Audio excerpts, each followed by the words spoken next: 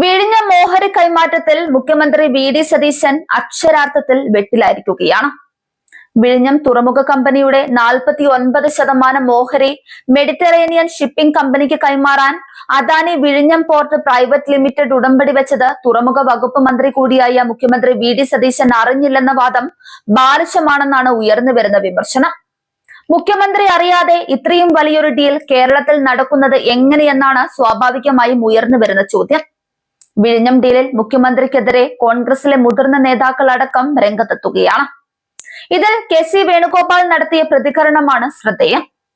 Keralam BJP. ഭരിക്കുന്ന സംസ്ഥാനമാണെന്നാണോ അദാനി കരുതിയിരിക്കുന്നത് എന്നാണ് K C. വേണുഗോപാലിന്റെ ചോദ്യം. ബി.ജെ.പി. ഭരിക്കുന്ന സംസ്ഥാനങ്ങളിൽ അദാനിയുടെ തീരുമാനങ്ങളാകാം നടക്കുന്നതെന്നും കെ.സി. വേണുഗോപാൽ പറയുന്നുണ്ട്. കെ.സി. വേണുഗോപാൽ അതേ തരത്തിലൊരു സംശയം പങ്കുവച്ചതിൽ അദ്ദേഹത്തെ തെറ്റു പറയാനാകില്ല. അധികാരത്തിലേറിയത് മുതൽ ബി.ജെ.പി. അനുകൂല നിലപാടുകൾ എടുക്കുന്ന മുഖ്യമന്ത്രി വി.ഡി. സതീശനെതിരെയുള്ള പരോക്ഷ വിമർശനം കൂടിയാണിത്. ബി.ജെ.പി. ഭരിക്കുന്ന സംസ്ഥാനങ്ങളെ പോലെ കേരളത്തെയും മാറ്റാനുള്ള ശ്രമത്തിലാണ് വി.ഡി. സതീശൻ എന്ന പൊതുജനങ്ങളുടെ സംശയത്തിന് ആക്കം കൂട്ടുന്നതാണ് കെ.സി. വേണുഗോപാലിന്റെ വിമർശനം. വിഴിഞ്ഞത്തെ ഓഹരി കൈമാറ്റത്തിൽ ദേശീയ നേതൃത്വം കടുത്ത അതൃപ്തിയിലാണ്. ഇതിനിടെ കെ.സി. വേണുഗോപാലിന്റെ പരാമർശത്തിൽ പ്രതികരിച്ച് ഡോക്ടർ ജോൺ ബ്രിട്ടാസ് എം.പിയും രംഗത്തെത്തി. കേസ് ചോദിച്ചത് ന്യായമായ ചോദ്യമാണെന്ന് പറഞ്ഞ അദ്ദേഹം കേരളം ഉണ്ടായ ശേഷം ആദ്യമായിട്ടായിരിക്കും ഇങ്ങനെയൊരു സംശയം വളരെ പ്രധാനപ്പെട്ട നേതാവിൽ നിന്ന് ഉണ്ടാകുന്നതെന്ന് പരിഹസിക്കുകയും ചെയ്തു.